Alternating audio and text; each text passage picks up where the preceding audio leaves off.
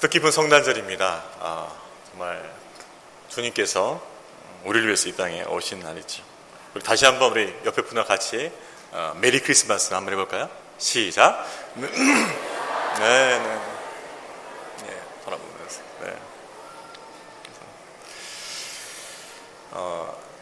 미국에서 살다가 온 한 목사님부터 들었던 이야기입니다. 어느 크리스마스가 와서 이제 지인들에게 카드를 쓰려고 문구점을 갔습니다.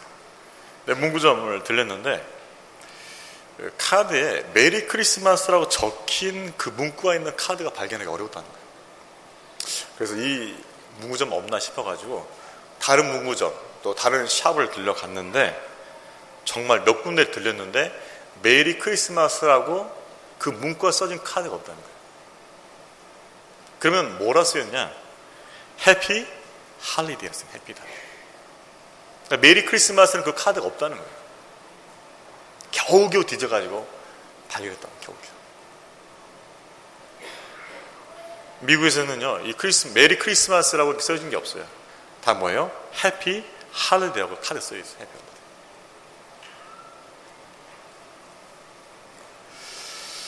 자, 그러면 성탄절의 그 의미를 해피 할리데이라고 무슨 말입니까? 즐거운 축제?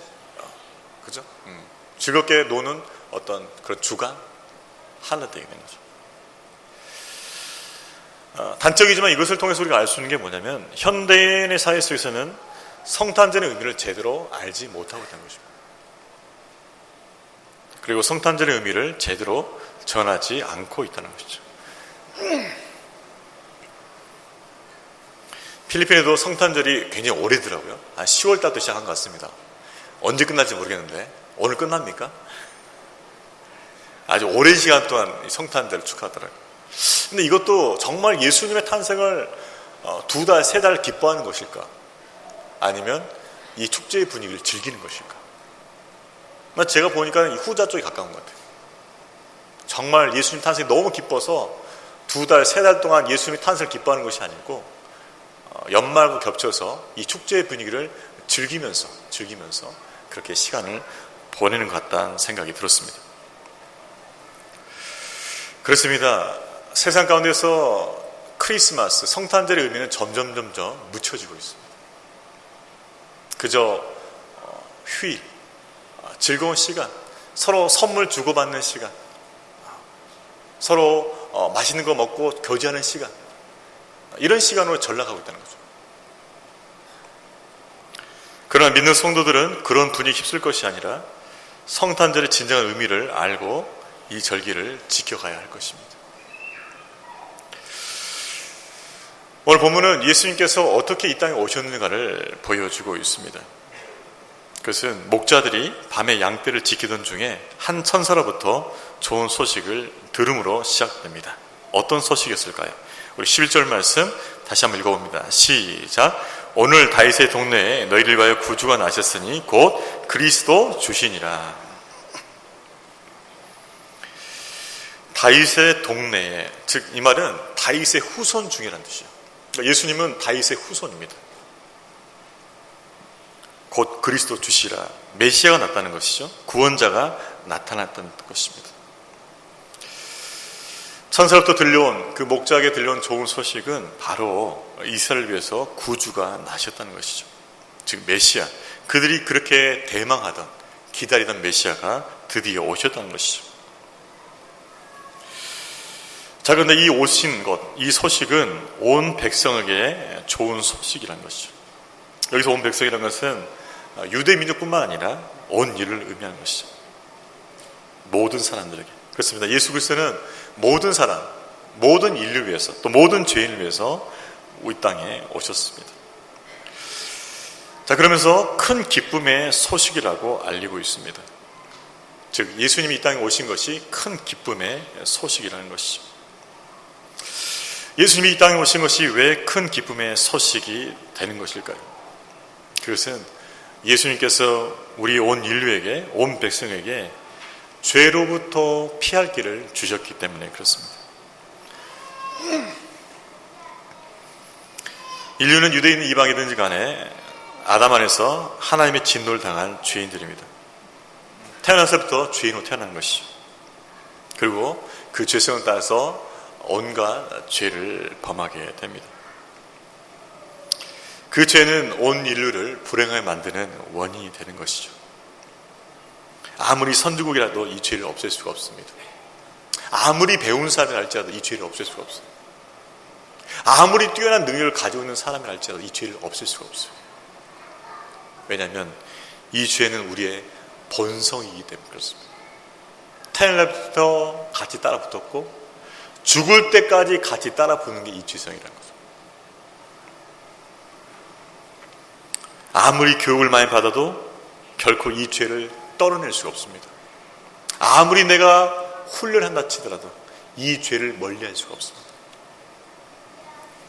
어떤 신비로운 종교와 은사를 통해서도 해결받지 못합니다.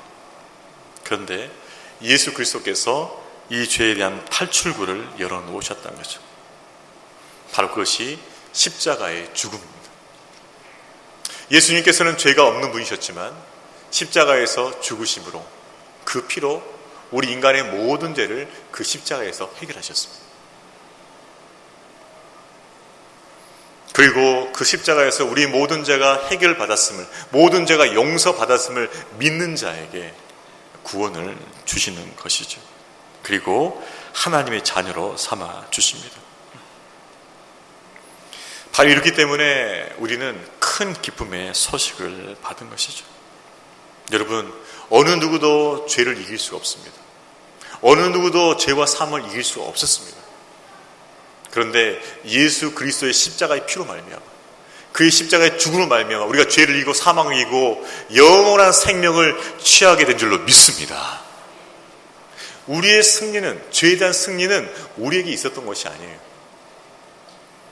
예수 그리스도께서 십자가에서 그 죄와 사망을 승리하셨고 그것을 우리가 믿음을 통해서 그 승리가 우리 것이 되었다는 것이죠. 이미 예수 그리스도께서 승리하셨고 그 승리를 우리가 믿음으로 범을 통하여서, 믿음으로 그것을 취함을 통하여서 그의 승리가 우리의 승리가 되었다는 것입니다. 십자가에서 승리하신, 그 죄와 사망을 승리하신 그 예수 그리스도의 그 은혜로 말미암아 우리도 죄와 사망을 이긴 줄로 믿습니다. 이것이 우리에게 주신 은혜라는 거죠.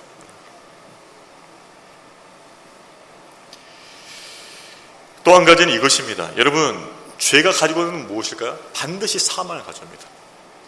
모든 인간은 죄인으로 태어났기 때문에 반드시 죽음을 피할 수가 없어요. 예수 그리스도가 오기 전까지 인류는 이 문제를 풀지 못했습니다. 여러분, 이 땅에 살아서 죽지 않는 사람 보셨습니까? 왜 죽을까요? 그것은 죄의 결과입니다. 인간의 죄로 말미암아 사망이 우리 가운데 온 것이죠.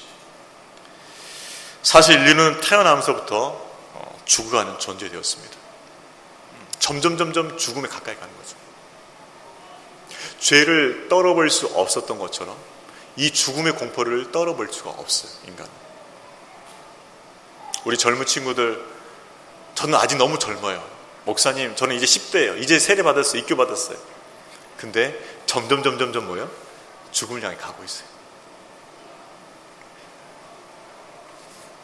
그래서 인간은 이 죽음의 문제를 해결하고자 부단히도 애를 썼습니다. 그래서 불로초를 구해보기도 하고 어떤 신비로운 종교를 의지해보기도 하고 요즘은 유전자 생명공학을 의지해서 어떻게 하면 더 오래 살아볼까 연구도 합니다. 그러나 결국은 다 죽는 거예요. 좀 더 오래 살 뿐이지 죽음을 피할 수 없는 거예요. 그런데 예수 그리스도께서 십자가에서 우리 죄를 위해 대신 죽으시고 부활하심을 통해서 우리는 죽음을 이길 수 있는 길이 열린 것이죠. 여러분, 예수 그리스도를 영접하고 예수 그리스도의 그 부활을 바라보는 자는 예수님처럼 부활하게 될 줄로 믿습니다. 그 부활의 소망이 있다는 거죠. 제가 누누이 말씀드립니다.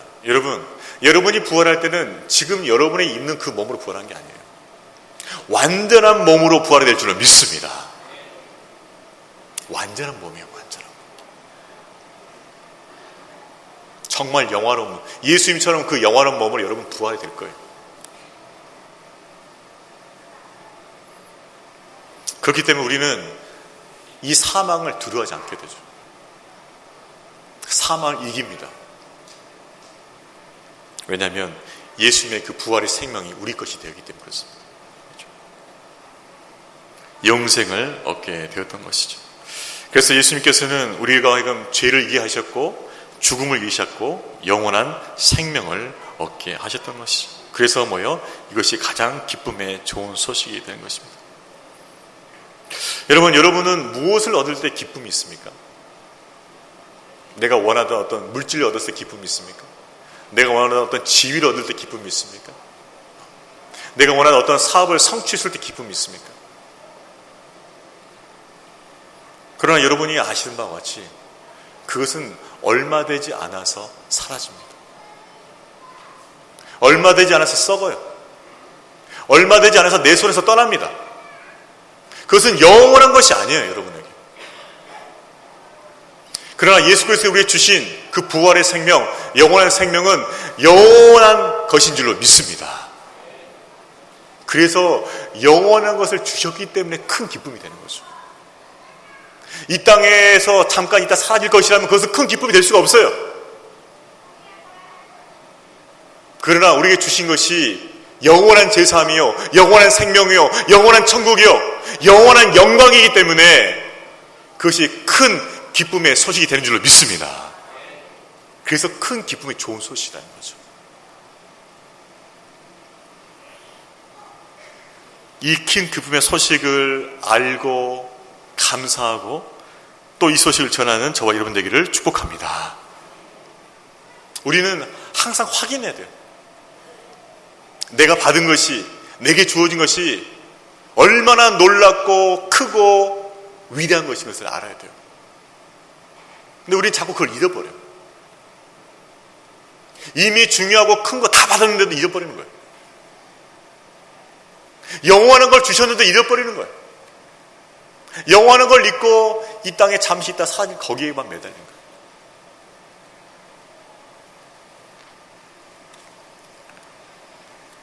우리에게 영원한 생명을 주신 이 큰 기쁨의 좋은 소식이 저와 여러분 가운데 감격으로 누려지기를 주의 이름으로 축원합니다. 여러분 이거 누려줘야 돼요.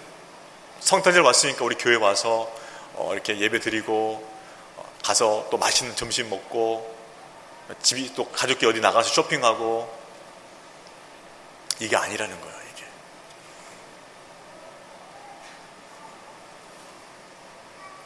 예수님께서 그 놀라운 희생과 헌신을 통해서 우리에게 영원한 생명을 주셨다는 것, 이것이 다시 기억되고 이것이 우리의 감격이 되고 그래서 주를 찬양하는 그 노래가 새 노래로 되어지는 것, 그것이 진정한 크리스마스라는 것이죠. 자, 예수님께서는 큰 기쁨의 소식으로 이 땅에 오셨습니다. 근데 그 오신 모습이 정말 달라요.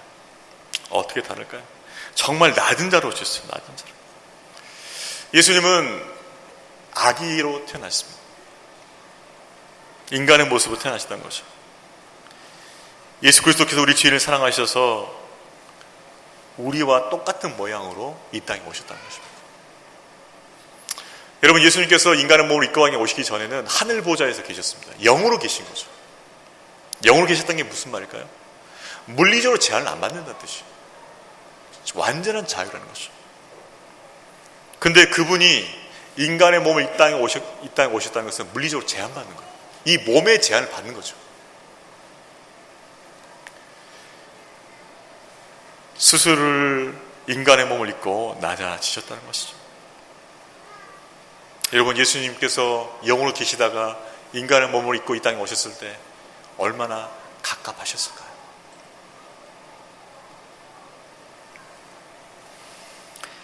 예수님께서 낮은 모습으로 오셨다는 것은 또한 목자에게 이 소식을 먼저 알게 하심을 알 수 있습니다. 여러분, 그 당시 목자가 어떤 직업인지 아세요? 가장 천시 같던 직업이에요.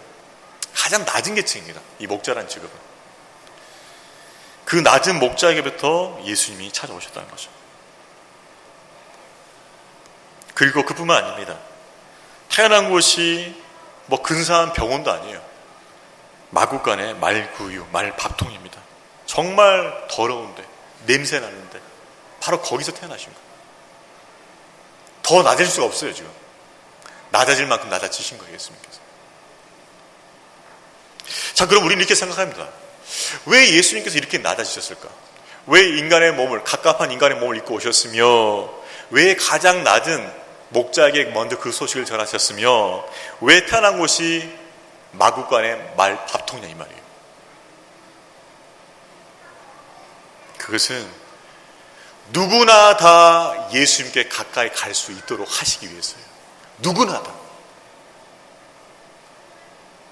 예수님은 이 땅의 모든 백성을 구원하러 오셨습니다. 그래서 누구나 다 예수님을 가까이 할 수 있도록 그렇게 낮은 모습으로 오신 거예요. 여러분, 반대로 생각해 볼까요? 만약 예수님께서 인간의 모습이 아닌 그 영광의 천사의 모습으로 나타나셨다. 그럼 우리가 예수님을 쉽게 대할 수가 없어요.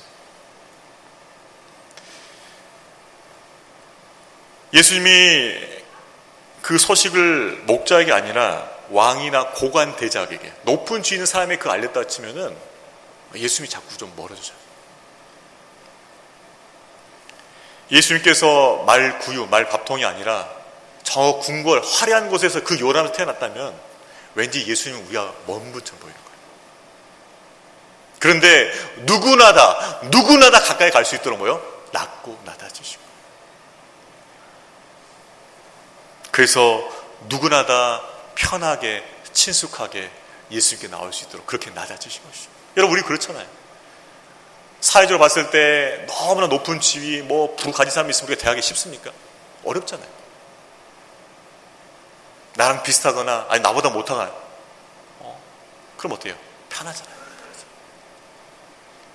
예수님께서 그렇게 낮아진 이유 뭐냐면 우리가 쉽게 다 할 수 있도록 만드시고 오라. 이것은 우리가 예수님께 가까이 나아갈 수 있도록 하실 뿐만 아니라 또한 우리도 예수님처럼 낮아져서 섬긴다는 걸 말씀하신 거죠. 너희들이 낮아서 섬기면 사람들 온다. 근데 너희들이 높아져서 자꾸 내속임 하면 안 온다. 분명히 하라는 거예요. 자꾸 높아지려고 하고 자꾸 내세우려고 하면 안 온다는 거예요. 그러나 낮아져서 섬기면 사람들이 가까이 온다는 거예요. 저와 여러분 예수님처럼 낮아져서 섬길 수 있기를 주의 이름으로 축원합니다. 낮아서 섬길 때 영혼들이 오는 거예요. 그래서 예수님께서 낮아진 것이 누구나 다 올 수 있도록, 예수님은 그렇게 스스로를 낮추시면서 영혼들을 초청하셨습니다. 우리 옆에 분들 격려해 볼까요? 예수님처럼 우리도 낮아집시다. 격려해 볼까요? 시작. 낮아져서 섬깁시다. 그거예요. 이 성탄절에서 우리가 또 하나 배워야 할 게 그겁니다. 예수님처럼 낮아서 섬길 때 영혼들이 오는 거예요. 자, 이 기쁨의 소식으로 낮아져서 이 땅에 오신 예수님, 그 예수님의 오심을 천사들은 이렇게 찬양하고 있습니다. 14절 말씀도 같이 읽을까요? 시작. 지극히 높은 곳에서는 하나님께 영광이요, 땅에서는 하나님 기뻐하시는 사람들 중에 평화로다. 그렇습니다. 지극히 높은 곳에서는 하나님께 영광이요. 자, 그 다음에 뭐요? 땅에서는 평화다. 이렇게 말하고 있죠. 왜 예수님이 이 땅에 오시면 하나님께 영광이 될까요? 지극히 높으신 하나님께 영광이 될까? 그것은 하나님께서 잃어버린 영혼들을 되찾으셨기 때문에 그렇습니다. 그 아들을 이 땅에 보내셔서 잃어버린 영혼들, 죄로 말미암아 타락했던 영혼들, 이거 잃어버린 영혼들을 다시 찾으시기 때문에 뭐요? 영광을 받으시는 거죠. 죄로 말미암아 팔림했던 그 영혼들, 죄와 사망에 그 노예됐던 그 영혼들을 예수 그리스도를 통해 다시 뭐요? 찾아오신 것이죠. 그래서 하나님께서 영광을 받으신 것이죠. 한 사람 한 사람이 예수 그리스도 십자가를 통해서 회개하고 돌아올 때마다 하나님께서 영광을 받으신 줄로 믿습니다. 그렇게 하나님께 영광을 받으시는 거죠.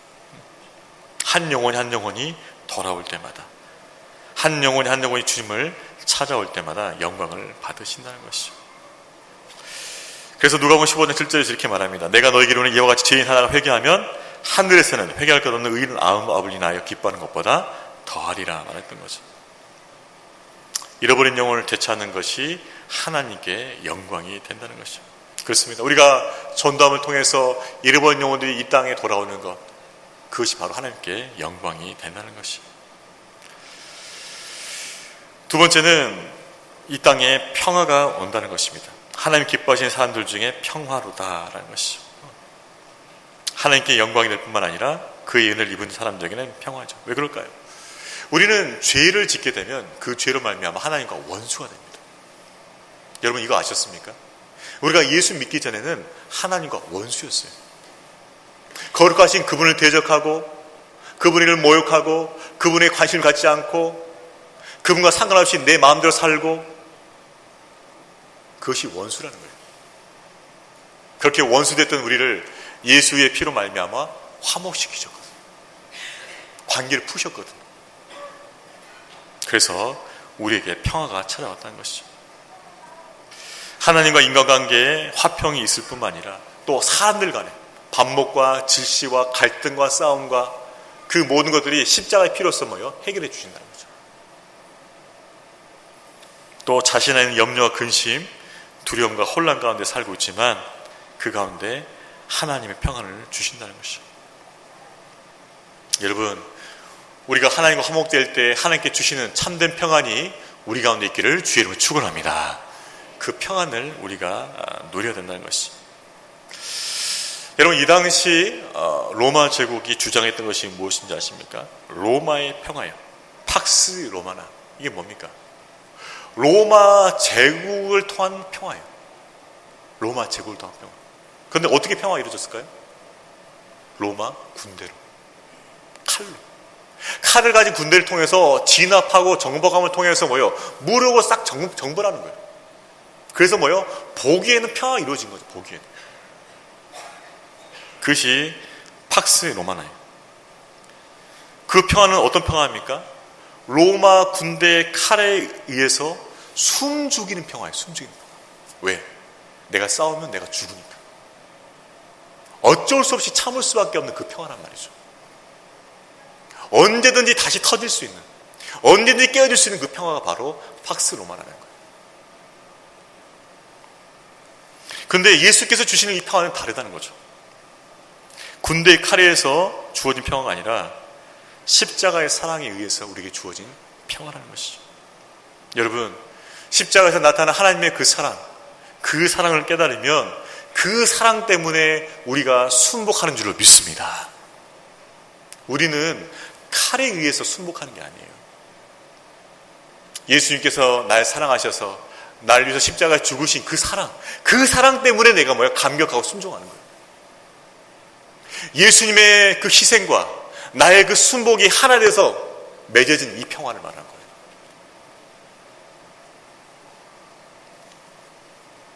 예수님의 그 사랑의 순복함을 통해서 우리가 그분 안에서 평화를 누리게 되는 것이죠. 여러분, 십자가의 그 사랑에 매여서 그 평안을 누리시기를 주의 이름으로 축원합니다. 우리에게는 그 평안이죠. 무력에 의해서 칼에 의해서 어쩔 수 없이 참는 그 평화가 아니라는 거죠. 나를 위해서 십자가에 죽어진 그 사랑 때문에 그 사랑에 감격되어서 그 사랑에 감동되어서 그분을 따라가는 그 평화인 것이죠. 그 평화와 평안이 저와 여러분 가운데 있기를 주의 이름으로 축원합니다. 여러분, 성탄절을 어떻게 보내야 될까요? 우린 십자가의 사랑을 지나치면서 성탄절을 보낼 수가 없습니다. 그 사랑을 다시 묵상하지 아니하고, 그 사랑 앞에서 감동하지 아니하고, 그 사랑 앞에 다시 순종을 결단하지 아니하고 이 성탄절을 보낼 수가 없습니다.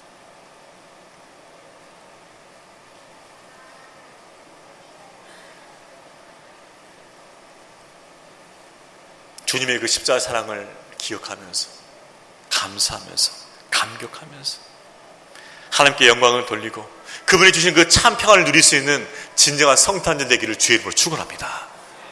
이것이 우리가 누려야 할 성탄절이라는 거죠.